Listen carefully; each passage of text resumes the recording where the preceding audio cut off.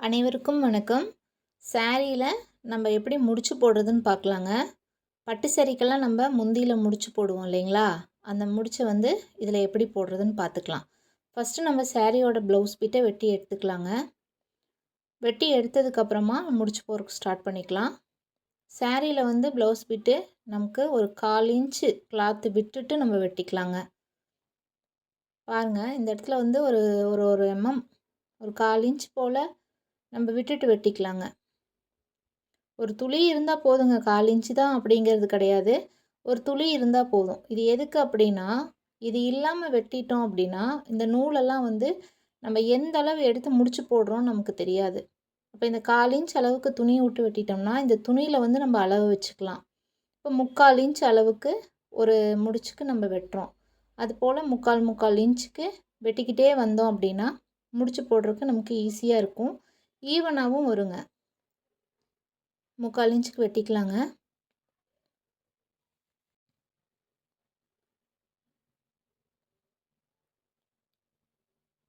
இது ரொம்ப ஈஸி தாங்க. முடிச்சு போடுறது வந்து நமக்கு ஈஸி தான்.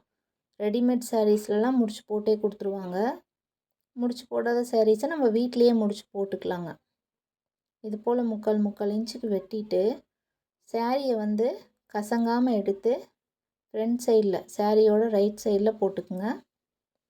ரைட் சைடில் போட்டால் தான் அந்த முடிச்சு வந்து நமக்கு நல்லா நீட்டாக இருக்கும் பார்க்குறக்கு. இந்த 3/4 இன்ச்சுக்கு வெட்டின அந்த நூலை எடுத்து அந்த நூல்லேருந்து ஒரு நூல் வெளியில் வராமல் நல்லா நீவி ஒரு முடிச்சு போட்டுக்கலாங்க. இது போல் நல்லா நீவி விட்டுட்டு ஒரு முடிச்சு போட்டுக்கலாம். இப்போ நம்ம முடிச்சு போடுற அந்த பீஸில் இருந்து ஒரு நூல் கீழே விழுகவோ இல்லை அடுத்ததுக்கு 3/4 இன்ச்சுக்கு வெட்டியிருக்கோம் இல்லைங்களா, அடுத்த நூல்லேருந்து ஒரு நூலை இழுத்து இந்த நூல்லையோ வச்சு போட்டுறாதீங்க. அது பார்த்துக்குங்க. ஒரு நூல் கூட இந்த இந்த முடிச்சுலேருந்து அந்த நூலுக்கு சேரக்கூடாது, அதுலேருந்து இதுக்கு சேரக்கூடாது. அதுக்கு வர நூலை அதில் வச்சு அப்படியே இழுத்து முடிச்சு போட்டுக்கலாங்க. முடிச்சு போட்டதுக்கப்புறம் பார்த்தீங்கன்னா அந்த மேலே இருக்கிற நூலை நம்ம பிரித்து விட்டுடலாம்.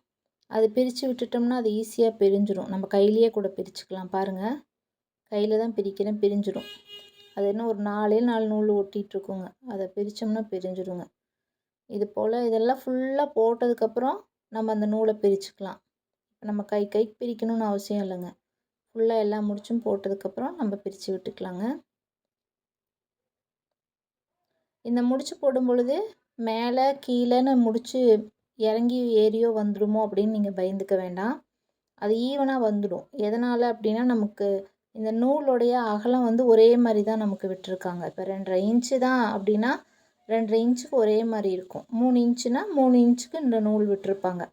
அப்போ இந்த நூலை வந்து நம்ம நீவி ஒரே மாதிரி வச்சு இப்படி கையில் போடும் பொழுது அந்த முடிச்சும் ஒரே இடத்துல விழுந்துடும். நீங்கள் வந்து ஃபுல்லாக போட்டுட்டு மெஷர்மெண்ட் டேப் வச்சு நீங்கள் அளந்து பார்த்தீங்கன்னா கூட உங்களுக்கு முடிச்சு ஒரே ஈவனாக தான் வரும்.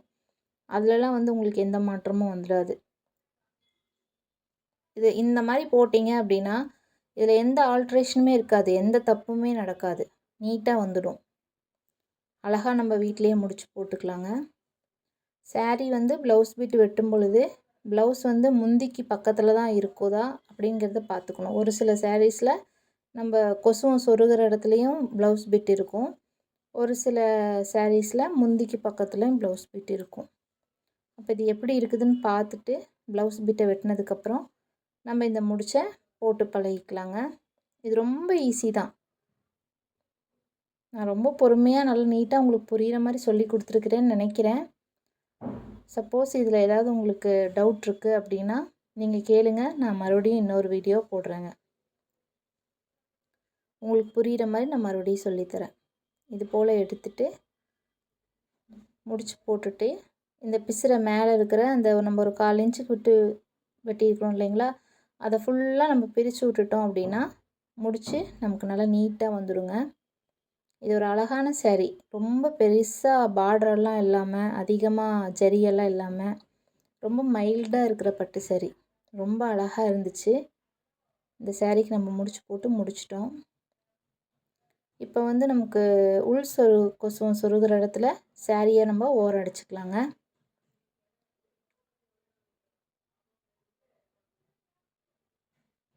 பாருங்கள், ஃபுல்லாக ஈவனாக வந்துடும். ஒரே மாதிரி முடிச்சு வந்துடுங்க.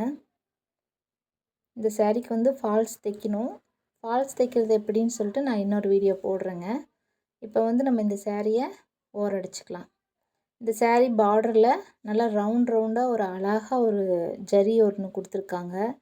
அது அவ்வளோ அழகாக இருக்குது. அந்த சாரீ ஃபுல்லாகவே அந்த ஒரு ரவுண்டு டிசைன் தான்.